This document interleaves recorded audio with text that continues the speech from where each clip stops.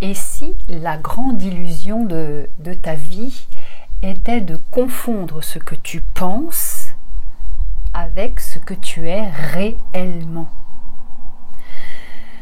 Et si l'origine de ta souffrance, de ta peur, de ton agitation mentale n'était pas dans le monde extérieur, mais plutôt dans cette croyance intime et silencieuse qui te pousse en fait à croire que tu es les pensées. Cette habitude invisible de prendre chaque pensée pour une vérité, chaque doute pour une réalité, chaque blessure pour ton identité.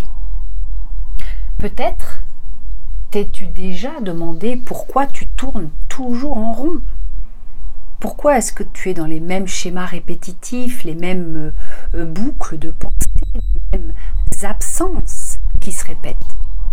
Mais la question qui pourrait vraiment te transformer, tu ne l'as peut-être encore jamais posée intérieurement. Si tu cessais tout simplement de croire tes pensées qui en plus sont vraiment pas sympathiques avec toi, parce que ça parle toujours de dévalorisation, de peur, de croyances limitantes, mais je crois que là tu sais exactement mieux que moi comment ton mental t'enroule dans la farine. Le mental est un narrateur intérieur et depuis toujours cette voix t'accompagne en silence, ou plutôt dans le brouhaha. Elle commente, elle juge, elle anticipe, elle tente de t'expliquer qui tu es et ce dont tu as besoin, ce que tu vaux, ce que tu peux devenir ou non. Tu l'as tant écoutée que tu as fini par penser qu'elle était toi. Mais cette voix n'est que l'écho d'un passé accumulé, une collection d'images, de mémoires, de réflexes conditionnés, de peur, et ce n'est vraiment pas ce que tu es, et certainement pas ton essence non plus, puisque c'est un programme automatique. Tu peux voir ce que je tente de te montrer, cette voix, c'est juste un décor mental qui tourne en boucle. Et tant que tu t'identifies à ce narrateur, tu ne peux pas entendre ce qui murmure plus profond en toi. Et les neurosciences viennent éclairer cette réalité en nous rappelant que le cerveau n'interprète jamais le monde tel qu'il est. Il ne se contente pas d'attendre le réel pour réagir. Le mental, en fait, il prédit, il anticipe, il construit une version du monde tel qu'il pense devoir le vivre lui. Puis il filtre la réalité à travers cette prédiction. Ainsi, tu ne perçois jamais la réalité brute. Tu vois une interprétation façonnée par un mental, par des croyances, par une histoire et aussi ton niveau de conscience. Si tu crois que tu n'es pas à la hauteur, tu verras des preuves partout. Tu en fabriqueras souvent sans t'en rendre compte. Et plus tu y crois, plus tu renforces ta propre prison. Et plus cette prison, tu l'alimentes par ton attention. Alors regarde bien, il n'y a aucune différence entre ce que tu imagines et ce que tu crois réel. Dans la psychologie cognitive, on nous parle du biais de confirmation. Ce biais inconscient nous pousse à chercher et à voir uniquement ce qui valide ce que nous croyons déjà. Nous filtrons tout ce qui dévie de notre modèle intérieur en ne laissant passer que ce qui conforte l'image que nous avons de nous-mêmes. Ainsi, il est tout à fait possible de passer toute une vie à croire que nous sommes limités, brisés, incapables ou hypersensibles, sans jamais voir que ces impressions ne sont que des croyances qui n'ont de pouvoir que parce que nous les acceptons comme vraies. C'est terrible ce truc-là en fait. C'est pourquoi la déshypnose mentale t'invite à reprendre la liberté.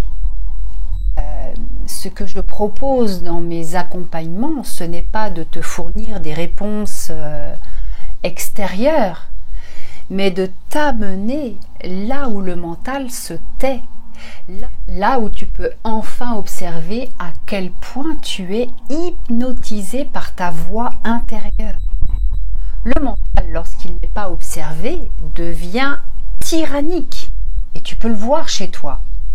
Mais dès que tu le regardes sans lui obéir, il se défend, s'apaise et devient un simple bruit de fond, avec de la pratique évidemment. Et derrière ce tumulte, il y a toi, la conscience silencieuse, libre, sans histoire, celle qui sait sans avoir besoin de prouver quoi que ce soit. Et dans la formation Human Design que j'étudie en ce moment, ces enseignements nous ramènent à la même chose, c'est-à-dire que le fondateur nous rappelle le non-soi, cette partie de nous qui veut décider avec le mental au lieu d'écouter notre propre autorité intérieure. Tu peux croire devoir faire vite, contrôler, mais ce sont des échos, des centres ouverts qui captent ce qui n'est pas toi. Alors quand tu te crois à travers ces filtres, tu te perds dans des combats qui ne sont même pas les tiens.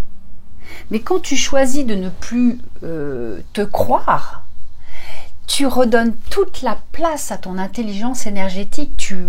Tu apprends à écouter depuis un autre espace, un autre niveau.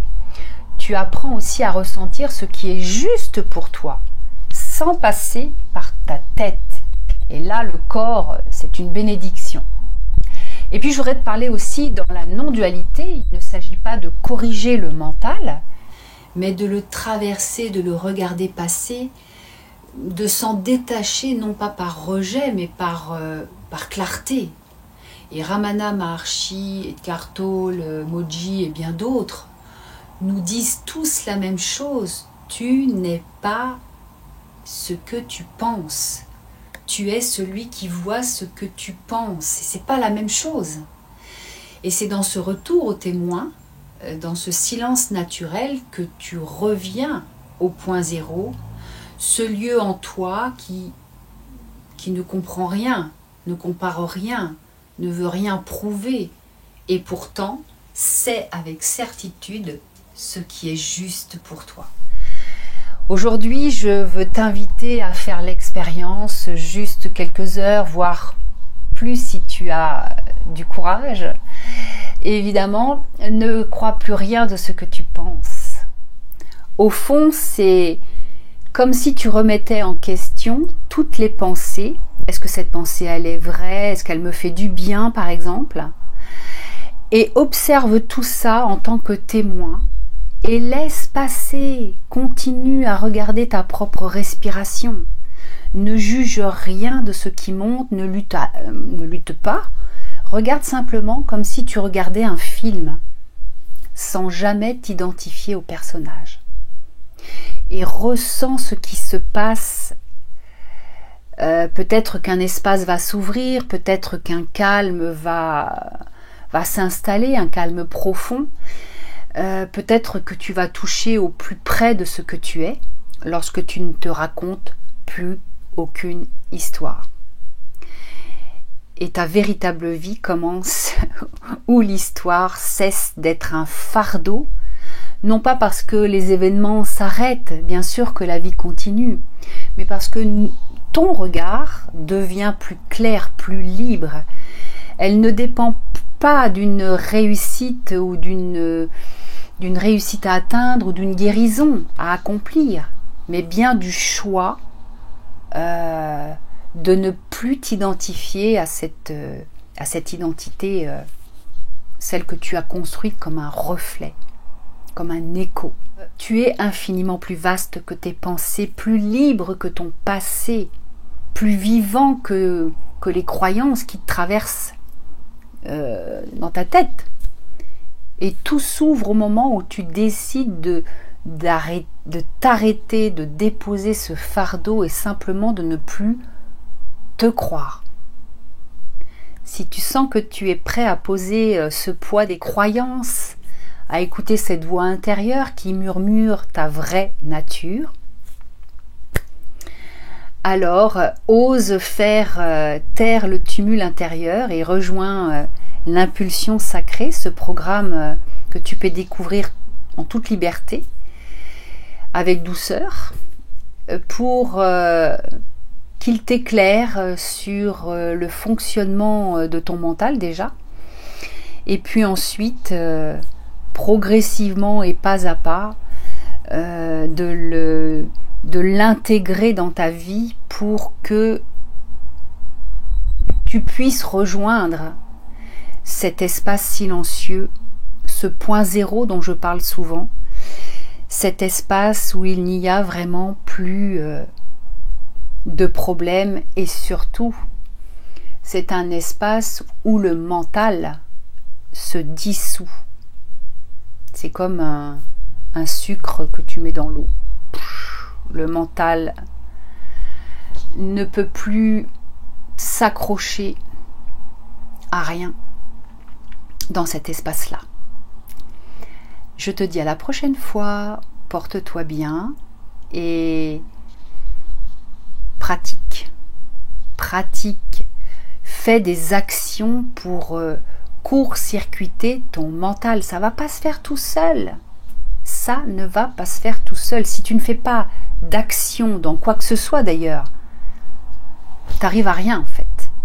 Et c'est pour ça que faire une formation, utiliser un programme, ou des consultations permettent de te remettre dans l'axe beaucoup plus rapidement.